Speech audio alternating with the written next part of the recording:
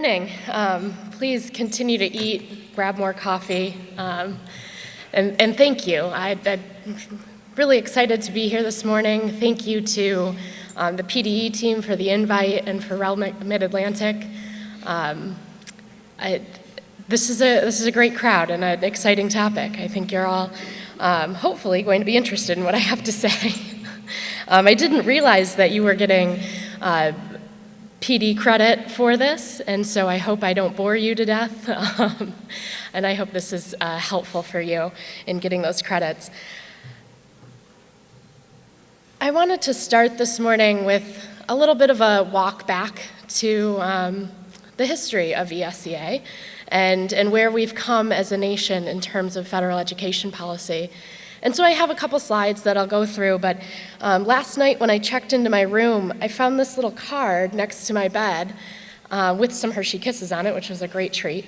But I thought it was a really nice note on this meeting, on this year in education policy, and reminds us that folks like Hershey were innovators in the education space. This is a picture of Milton S. Hershey and a student at the Hershey Industrial School. And it's taken in 1923, which means he was well ahead of his time in terms of serving the students that need the most support in this nation. So to start, I'd like to look back at where we've come with ESSA. The Elementary and Secondary Education Act was first signed into law by President Lyndon B. Johnson in 1965. It was a signature piece of his war on poverty. Johnson signed the bill on Palm Sunday of that year, saying, "I do not wish to delay by a single day the program to strengthen the nation's elementary and secondary schools." In signing the bill, he spoke of opportunities for the educationally deprived, reducing the lag time to bringing new teaching techniques into the classroom, and strengthening state and local agencies. Sounds very familiar. It is as true today as it was when President Johnson, the son of a tenant farmer turned US president, said, "Education is the only valid passport out of poverty." I love that quote.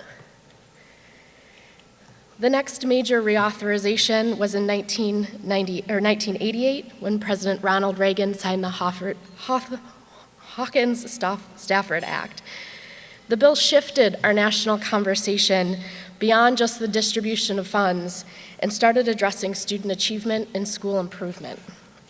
When signing the bill, President Reagan said that the law would extend programs for the disadvantaged, stimulate innovation, enhance local control, improve accountability, and focus programs on those with the greatest need. Again, a very familiar sentiment.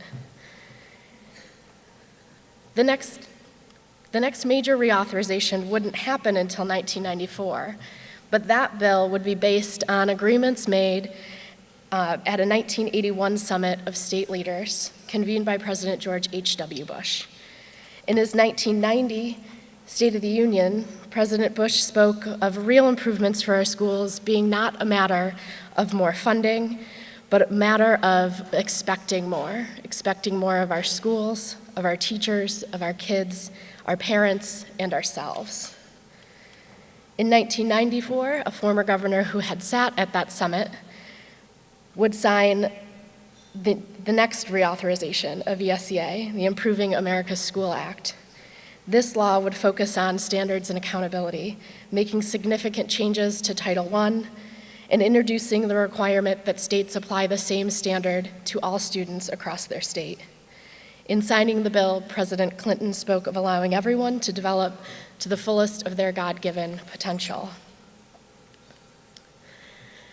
At the beginning of his administration, George W. Bush expressed concern that the most disadvantaged of our students were not making enough progress.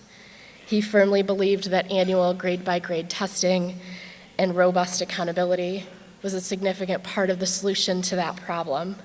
And in 2002, which we all probably still have burned in our memories, President Bush signed into law the No Child Left Behind Act. As we all know well in this room, that shifted our conversations around the role of the federal government in public education. It mandated for the first time testing, grade-by-grade testing, and shifted our accountability systems. In signing the bill, President Bush pressed that no longer is it acceptable for poor performance, no longer is it acceptable to hide poor performance. And that brings us to today. And the Every Child Succeeds Act, which I've been told is referred to as ESSA, not ESSA or ESSA. We can debate that later, but that is the directive I have from my executive director. It is ESSA. And I will probably switch back and forth to a number of those things because I'm not good at conformity.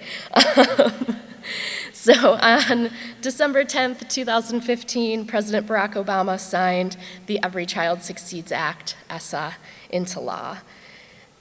At the signing, President Obama referenced referenced the intent of the original ESSA law, and said that we affirm the fundamental American ideal that every child, regardless of race, income, background, or zip code, deserves the chance to make of their lives what they will. What you will notice in each of these reauthorizations, in each of these conversations we've had since 1965, there are two major themes. All of these laws, all of these policy decisions that we've made at the federal level have been bipartisan efforts, and they have all focused on reaffirming the original intent of providing educational opportunities for those who are in the most need. ESSA is no exception to that. In January of 2015, CCSSO, the Council of Chief State School Officers, published key priorities for reauthorization. We are pleased that all of these priorities found their way into the final passage of the law. The priorities included maintaining annual assessments, allowing for innovation in assessment, increasing the flexibility and accountability while maintaining the data requirements and disaggregation, providing flexibility around teacher and leader supports, and granting additional flexibilities in the use of federal funding.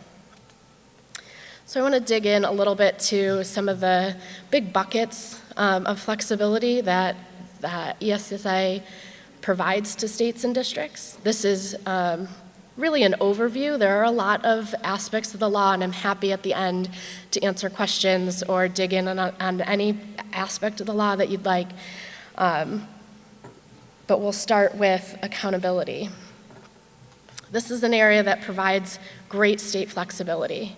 We move away from a lot of the very directive issues of accountability that we saw in No Child Left Behind.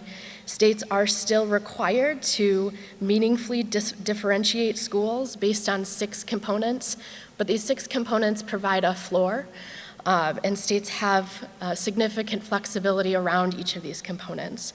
Those 6 components are proficiency on state assessments, graduation rates, growth, English language proficiency, which is new to this law, at least one non-academic indicator. We can certainly dig into that if people are interested, and maintaining 95% participation on state assessments. Again, this provides a minimum, and states have the flexibility to weight these components as they see fit. They can also add elements, add subgroups, or additional components to meet their local context. This represents a significant departure from NCLB, a law that was focused exclusively on test scores and grad rates. School improvement is another area of significant flexibility that ESSA provides to states and districts. It moves us away from regulation that indicated SIG models and gave us those 4 SIG models, and moves us to an area of extreme flexibility in the states. States must still identify and publicly report their lowest performing schools. However, they have the flexibility beyond those SIG models in favor of evidence-based interventions.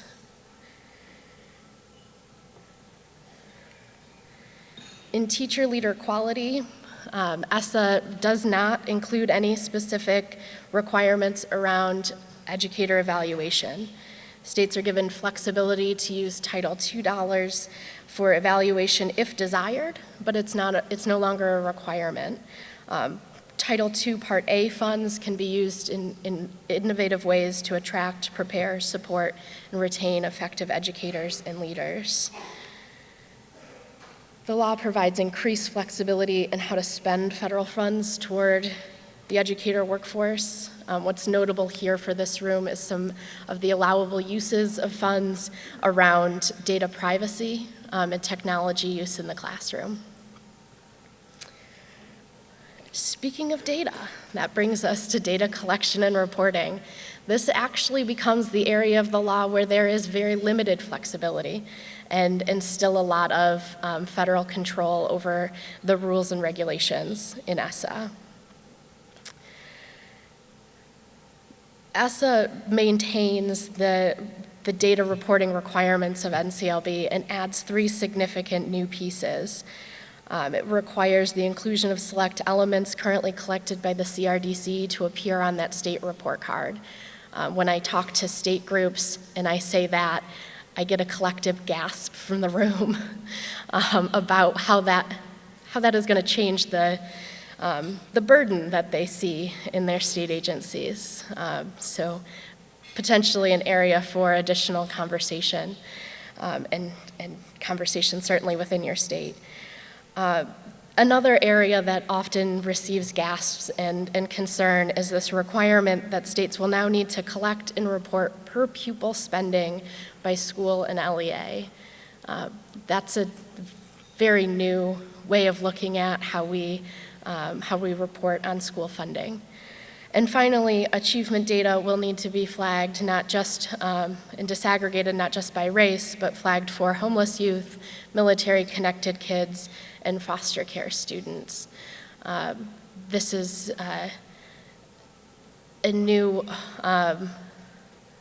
collection, I guess, or disaggregation of data that is intended to support some of those students that need the most support within our states. Education technology is also an area that weaves itself through the law. ESSA includes important technology provisions designed to support teaching and learning and promote digital equality. ESSA shifts significant decision-making authority to the state, including with regard to accountability, as we talked about, assessment, school turnaround, educator effectiveness, and other policy areas. These greater policy flexibilities, when connected appropriately to education technology, offer significant new opportunities for states and school districts to support innovation and leadership. The use of educational technology should play very well in state plans as they move forward, in comprehensive state plans.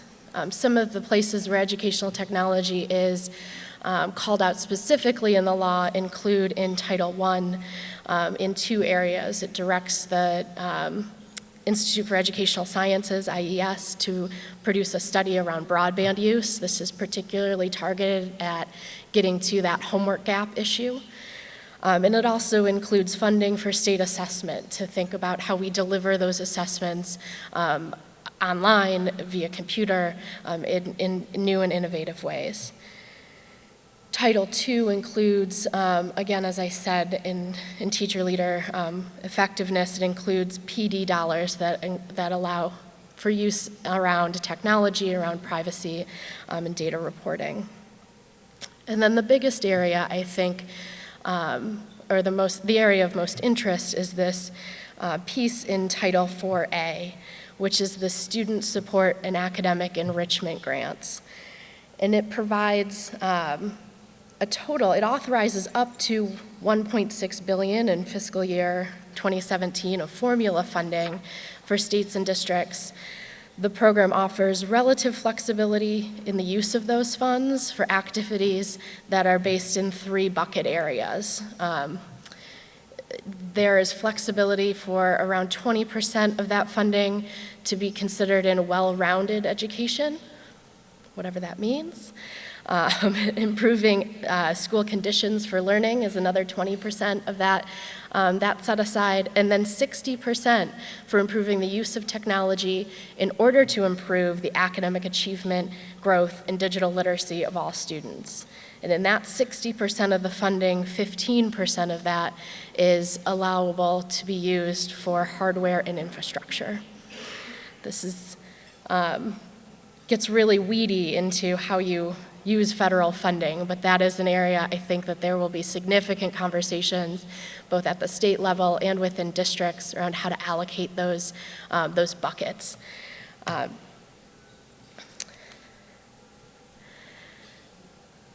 The next step in ESSA, before we get to full implementation, is regulation, and we're in the middle of that process right now. The regulatory process, for those of us that are policy wonks, gets exciting at times, it gets boring to others, but it will determine the final rules that the department will use to make the determinations from the federal level about implementation. And so there have been a number of hearings and public conversations at the federal level about these regulations. The department has convened and just wrapped up its negotiated rulemaking panel. Negotiated rulemaking, for policy wonks in the room, is a process whereby the department seeks stakeholder input to make rules around the more unknown quantities of the law. They sit in a room for days on end and negotiate the different rules. In this process, they were focused specifically on the assessment piece and the supplement, not supplant provisions of ESSA. At the end of the day, if they can't come up with a unanimous agreement from that negotiated rulemaking, the department reserves the right to make the rule. So it's kind of an awkward process. But one that we at CCSSO have had a lot of support for. Our board president, who is Tony Evers, the chief from the state of Wisconsin, has sat on that panel and been a voice for states. We've also had a Title I director from the state of Mississippi as part of that process. So hopefully your state voice, your district voices are well represented as part of that negotiated rulemaking.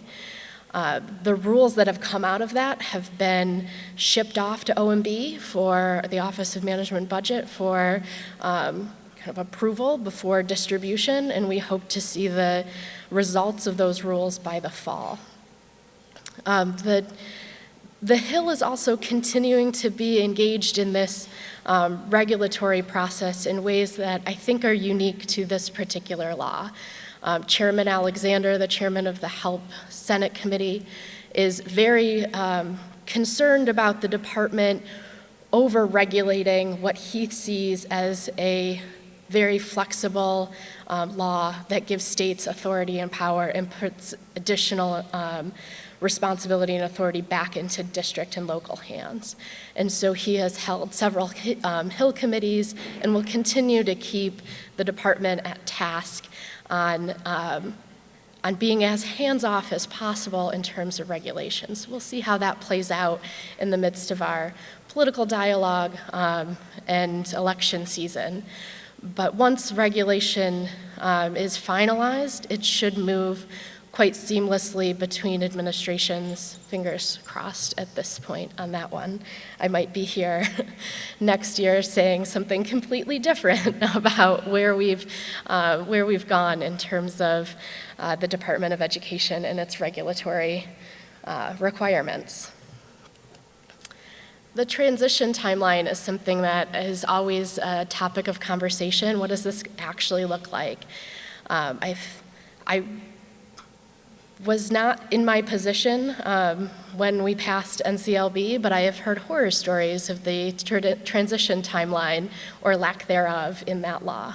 So if you were sitting in this room in 2002, you probably have some PTSD on that implementation. This should go more smoothly, fingers crossed again. But the flexibility waivers that many states have will end in August of this year. The school year 16-17 is being considered a transition year, and then new state plans will go into effect in the school year 17-18. So given that transition year hopefully will help smooth the implementation. So that's kind of at least the overview of the nitty-gritty of the law, but I want to bring it back up to what our big picture is. And at CCSSO, it is part of our strategic plan to ensure that all students, regardless of background, are prepared for success in college, careers, and life. And the way we see this law is a support vehicle to that big picture vision. And so our work with states is around setting that strategic vision and then figuring out how ESSA can support what you want to see across your states, across your districts, with children that sit in your schools. And so we have this eye chart of a schema that we put forth around ESSA, and it's, I will share these slides, so if you can't see anything, I do apologize. What this attempts to do is put a strategic state vision at the top. What is it that you as states, as folks in Pennsylvania, what do you want to see for kids across your state?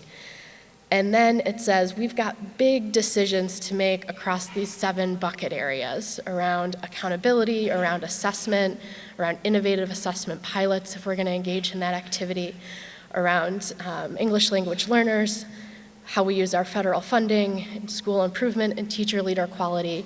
What are the big bets we can make in those buckets to support what it is we want for students across our state? And then this box you see in the upper right-hand corner is all these cross-cutting actions. And that's where data and technology fits in, because it's not a big bucket area. It really supports everything you do across those big bet areas. And so in accountability, what decisions do we need to make as we're thinking about our accountability system and how we use data to support that? So how are we going to animate our accountability system, and what does that mean for our longitudinal student data systems, our data collections, how we're going to use that data to support the decisions out of the accountability system? Let's not stop accountability at being the hammer and identifying the bad. Let's use that accountability to support changes and support constant and continuous improvement. Each of those bucket areas, we can have a similar discussion. That cross-cutting action also includes thinking in terms of equity, stakeholder engagement, communications, and advocacy. The advocacy lens doesn't end at the signing of the bill. We have a lot of work to do still around the regulatory process, potentially some alterations to make within your own state legislatures to support what it is you all want to see for kids in your districts and across your state.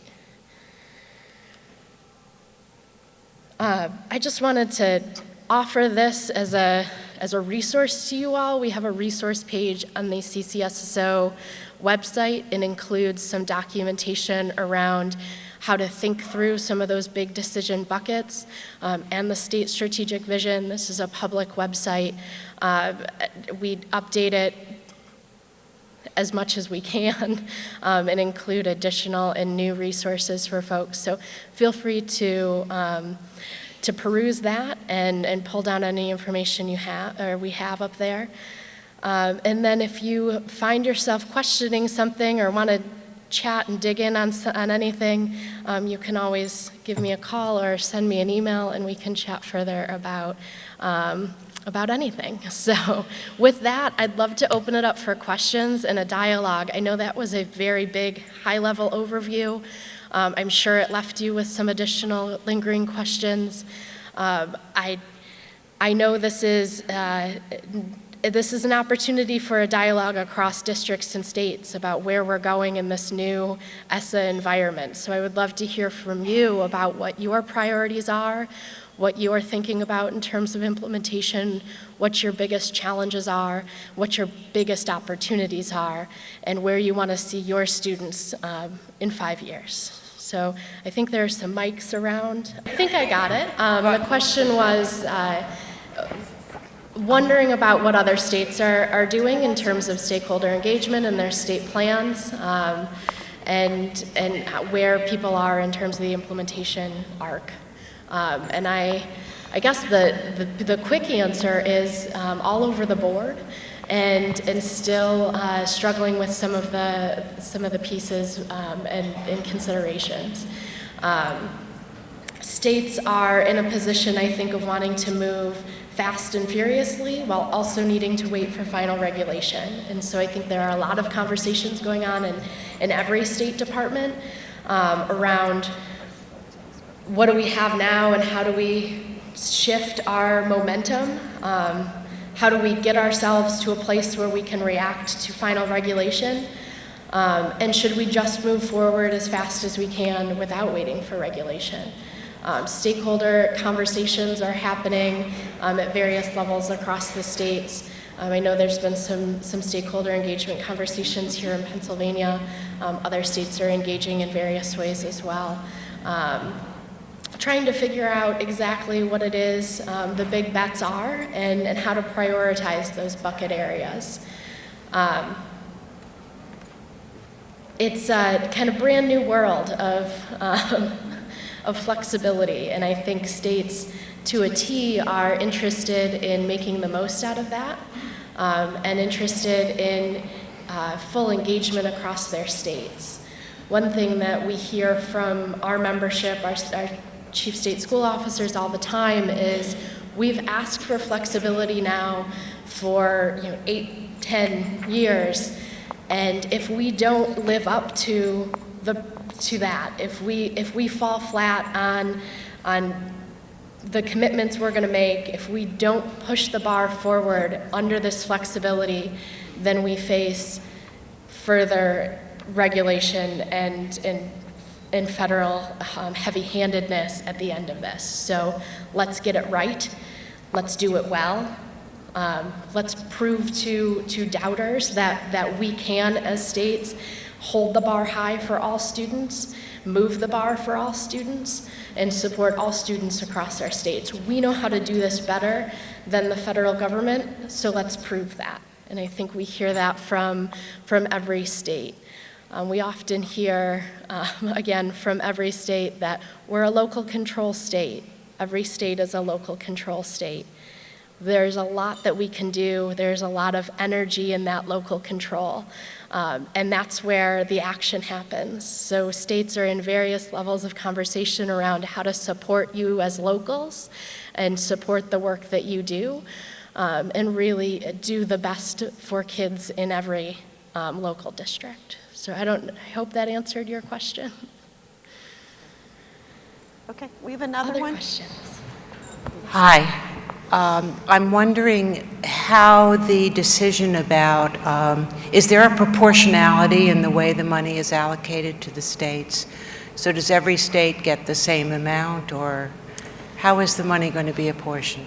Yeah, that is a really good question, and I'm not an expert in federal funding distribution or federal funding streams.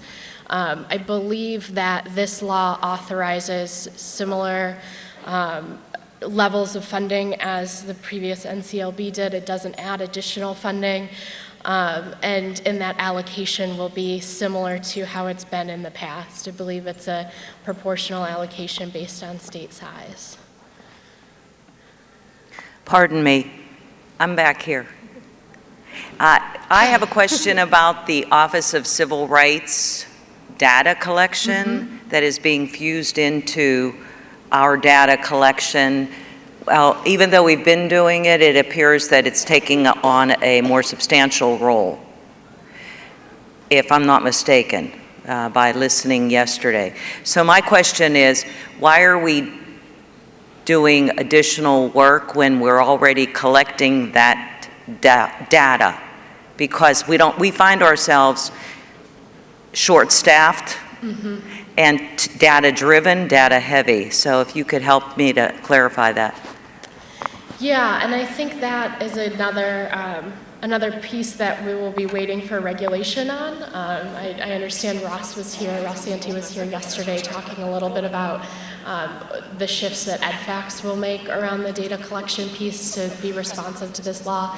I will admit I have not been deeply engaged in those conversations. I think that there are a lot of different ways that states and districts can partner just to report that information. I know that there's a lot of conversation happening at the federal level about how to ease the burden on the CRDC. Those conversations have been happening for a number of years, and it sounds like maybe not going quickly or well enough. And as an advocacy organization, we're happy to weigh in if needed and when needed on that. So I would love to chat a little bit further about your specific concerns, and happy to raise those with the department and amplify your voice through our organization.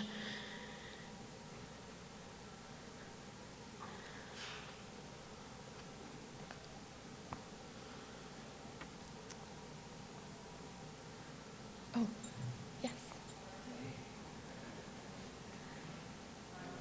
Yeah. Do you have any sense, the waivers expire, Pennsylvania's a waiver state, the new ESSA doesn't take effect for a year.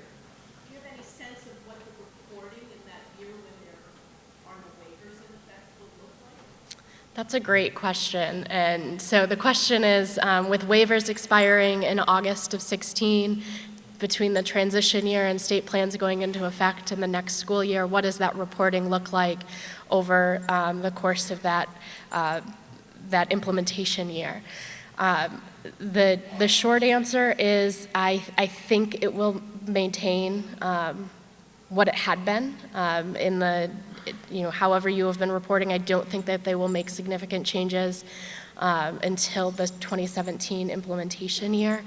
But that is, again, an area that I'm happy to have Ross clarify, because that is not something I'm engaged in every day. So I can get back to you with a more clear answer, but my hunch is that they will maintain and keep steady state for that year, and then if they need to make significant changes or small changes, they will do that for the implementation year.